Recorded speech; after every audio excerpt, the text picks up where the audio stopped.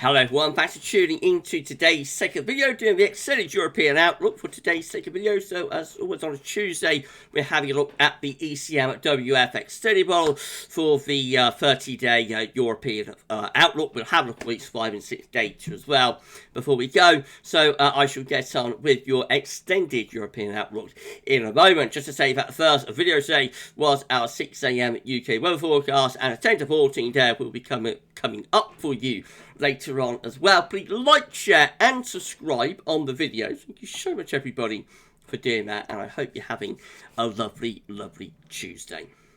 Right, let's start off then. So we're going to begin with the week 1 mean cell pressure anomaly taking us through the week that we're currently in, the 15th to the 22nd of May. High pressure will be ridging in nicely from off the Atlantic this week through the west and the north of Europe. Low pressure is across southern parts of Europe, somewhat unusually for this time of year. That brings the wettest weather into the Mediterranean, while northern Europe looks significantly drier under that area of high pressure. The 500 millibar height anomaly shows it all up very nicely with the above average heights in from the Atlantic into the north and the west of Europe. Meanwhile, below average heights from much of southern Europe could bring some quite wet weather down to some portions of the Mediterranean.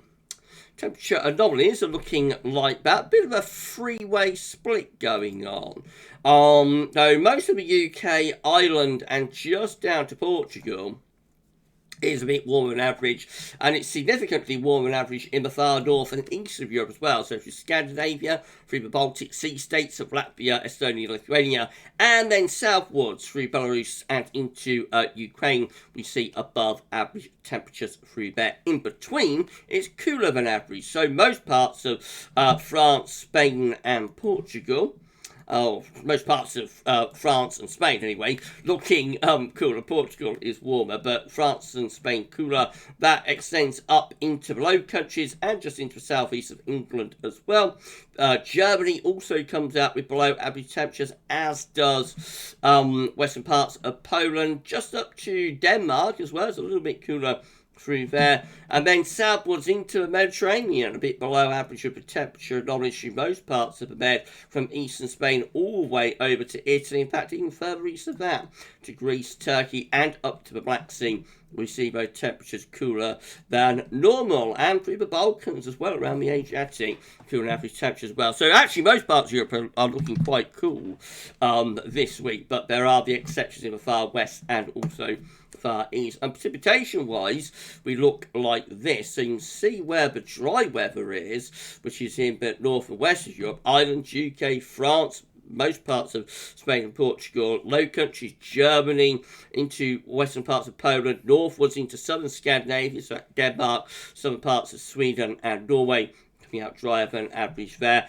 And in the northeast as well, so again, Baltic Sea states and southwards to the Black Sea, generally drier than normal through those regions. The exception is like the far north of Scandinavia, so the far north of Sweden and also northern parts of Norway, coming out wetter than average. And then of course we have the very wet weather across much of southern Europe, so you can see significantly wetter than average conditions through North Africa. Again, very unusual for this time of year, and into the central bowl of the Med. So the Balearic Islands, Corsica, Sardinia, and I say Balearic, so that would be Mallorca, Ibiza, and even into the costas of Spain, actually, which again is quite unusual. But down here into the far southern and southeastern part of Spain, you see wetter than average conditions. Very wet around Italy as well, and going southwards towards Malta, over the Adriatic into the Balkans. Again, looks quite wet through there.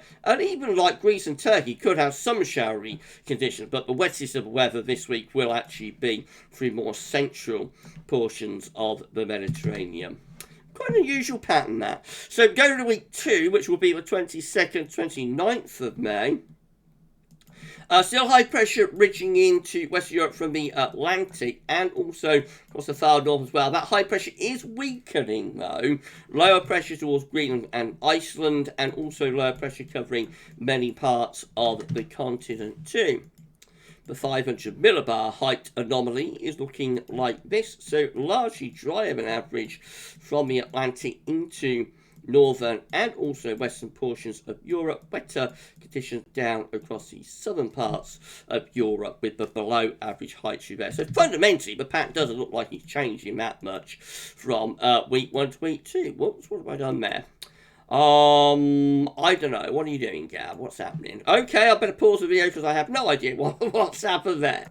Right, with that was a mishap, wasn't it? Right, this is a week 2 temperature anomaly. Forget that happened. Forget it, everyone. This is a week 2 temperature anomaly taking us from the 22nd, 29th of May. Now, look, much warmer this week across much of northern Europe. So we've got Scandinavia standing out with significantly above average temperatures, like 6 to 10 degrees above normal there in the extreme north and northeast of Europe. Most parts of Scandinavia, northeast Europe, so that's like the Baltic Sea states, Poland, Germany, Denmark, Norway, Sweden, most areas 3 to 6 degrees above average, and even further west of that into Ireland, the UK, the Low Countries, Belgium, Holland, Netherlands, and also France, we see above average temperatures through there as well. It's not above average everywhere though, and southern Europe is cooler than average. So again, we've got southern parts of Spain and Portugal cooler than average. We've got Italy and the central portions, or some of the central portions of the Med cooler than average. And then again, the Balkans going down to the Black Sea, or over to Black Sea, and then down to Romania, Greece, Turkey, cooler than average temperature anomalies there. So a real north-south split of the temperature anomaly next week, and precipitation anomalies. They still look quite wet across southern parts of Europe, don't we? If we draw a line here, which is like the Alps, really south of that, we see wetter than average conditions through Iberia, through Portugal and Spain, also into southern parts of France, around the Côte d'Azur. There's likely to be some wet weather. Is the Monaco Grand Prix going to be around this period? It might be. Into Italy, and again, Corsica, Sardinia, Balearic Islands, we see wetter than average conditions, and this time it's wet over towards Greece and Turkey as well. So maybe the wettest weather is beginning to transfer a little bit more towards the eastern side of the Mediterranean. Conversely, though, much of northern Europe still looking relatively dry. It's been a weaker signal, of course, as it always is, right you go, but we see quite a strong signal there through most parts of northern and also western Europe to be on the dry side next week.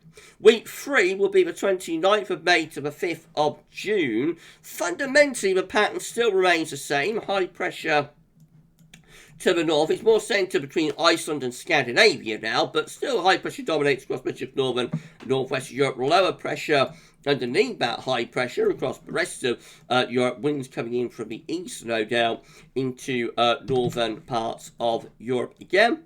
And the 500 millibar heights look like that. So once more, we see a strong signal for above average heights to be dominating in the North Atlantic and across northern Europe. Below average heights across more southern parts of Europe. What the temperature anomaly is doing, may look very warm, or maybe even quite hot actually as we go into early June, particularly for northern and northeastern parts of Europe. Again, 3 to 6 degrees above average. Western Europe is included in this warmth as well. Not quite as hot for France, Ireland and the UK, but still like at least 1 to 3 degrees above average. And then southern Europe still looking a bit cool. Not as cool, but still a bit on the cooler side for southern Europe. Some parts of Spain, Portugal, and also the eastern part of the Med. Again, Greece, Turkey to southern Italy looking a little bit on the cool side there. It looks like the central bowl of the Med is warming up though, and becoming a little bit warmer there, and some parts of Italy, northern Italy anyway, starting to get a little bit warmer. And precipitation wise for week 3, again, north-south split. How strange, even into June. We see these wetter than average conditions here through southern Europe. Again, France, Spain, Portugal, central part of the Med, Italy, the Balkans, Greece, Turkey, Black Sea regions, Romania, all coming out with above average rainfall. Meanwhile, further north across northern Europe, Saturn, that area of high pressure. Ireland, UK, the Low Countries, northern Germany, Denmark, the Scandinavian peninsula, and the Baltic Sea states coming out drier than average. And quite a strong signal for week 3 as well. And then by week 3, the signal is usually weakening quite a lot. But that's a strong old signal there for the third week. Week 4 will be the 5th to the 12th of June. The high pressure then more towards the Atlantic maybe. So with time, this low pressure or the low pressures over the continent might be starting to push a little bit further northwards in perhaps more northern and western parts of Europe as the high pressure begins to weaken. Notice the high pressure be above average heights, pulling out into the North Atlantic and heading up towards Greenland. Lower pressure across southern and also some southwestern parts of Europe. The temperature anomaly looks like that. So it's still above average, really, across most parts of northern and also western Europe. It's week 4, so the signal getting weaker, of course, the further out we go, but still a strong signal, really, for above average temperature. Maybe a bit cooler across the far north of Scandinavia. And then we've got southern Europe. Again, you know, nothing to get excited about there, really. Now, especially through the eastern portion of the Mediterranean, looks a little bit on the cool side. And precipitation looks like that. So it does look as though those wetter conditions are beginning to push a little bit further northwards up the western side of Europe. We're now wetter than average through many parts of France as well as Spain, Portugal and the Med. And even into some parts of England it's starting to get a little bit wetter. So this might be courtesy of like a thundery outbreak or something, but it does look as though the wettest weather remains across many southern parts of Europe, but just gradually starting to push a little bit further northwards. We still hint at being a bit on the drier side, though, across the far north and northeast of Europe. Right, that's your 30-day look ahead done. Let's go through weeks 5 and 6 data before we go, because why not? So week 5 will be the 12th to the 19th of June. Let's have a look at this one then. So still a bit of a hint of high pressure towards Scandinavia, to be honest. Otherwise, most parts of Europe look like they're dominated by low pressure there. What's the 500 millibar heights looking like? Let's have a look at that one. So actually the high pressure sort of reforms, rebuilds over and to the east of the UK and Ireland, which you will think again probably going to be bringing up like southerly southeasterlies up the western side of Europe. I suspect this could be a hotter week for northern western Europe. Let's have a look.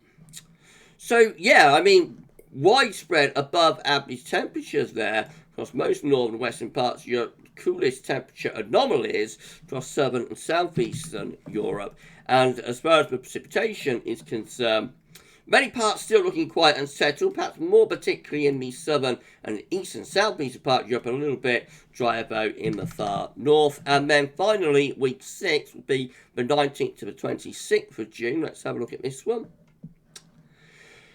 So we've got low pressure through western parts of Europe now. High pressure, a little area of high pressure still between Scandinavia and Iceland. Some higher pressure building over on the eastern side of Med. That could bring some very hot air into that eastern portion of the Mediterranean. That's the kind of thing that could bring really high temperatures like Greece and Turkey. Now, what are the 500 millibar heights looking like? Let's have a look.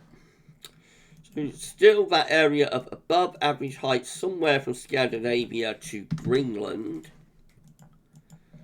Temperature anomalies for week 6 look like that. Still generally above average across most parts of Europe. This is a prolonged warm spell setting up, prolonged sort of warm early part to summer, start to summer across many northern, central and also western parts of Europe. Still looking that little bit cooler in the southeast. So my interpretation that we would bring up some high temps out of North Africa into the eastern part of Med, no sign of that actually from the model. Caught me out there, didn't it? And precipitation-wise, we look like this. So many areas coming out wetter than average, just like Scandinavia, hinting at being dry. But as it's 6 weeks away, it's not really worth worrying about. So, yes, an interesting outlook. It looks as though the next 2 or 3 weeks are going to be dominated by high pressure across northern Europe and low pressure across southern Europe. So, although we're going in towards summer, it looks as though it will be southern Europe, North Africa, and the Med, but gets the wettest weather on offer. As I say, that is quite unusual for this time of the year, but there we go. Weather will always find ways to come catch us out. And it is going to be much needed rain as well, especially any rain that manages to fall across Spain, for example. Be very, very useful, very welcome, much needed rainfall across southern Europe. Northern Europe looking drier and warmer. I mean, dry and warm conditions might even extend out into the first half of June as well through northern and western Europe. So we could be in for a warm start to the summer of 2023 in the north and west of Europe. Remember, any forecast beyond 5-7 days comes with big health warnings and large pinches of salt attached. So, just bear that in mind. It's only a snapshot of what model is showing, and it could look very different when we look at it again next Tuesday for the extended European outlook. And, of course, we will be looking at this model again on Saturday morning with a UK and Ireland focus on that one. With that later on, we can to all team there, so please come back for that. For this video, though, that's all for now, and thanks for watching.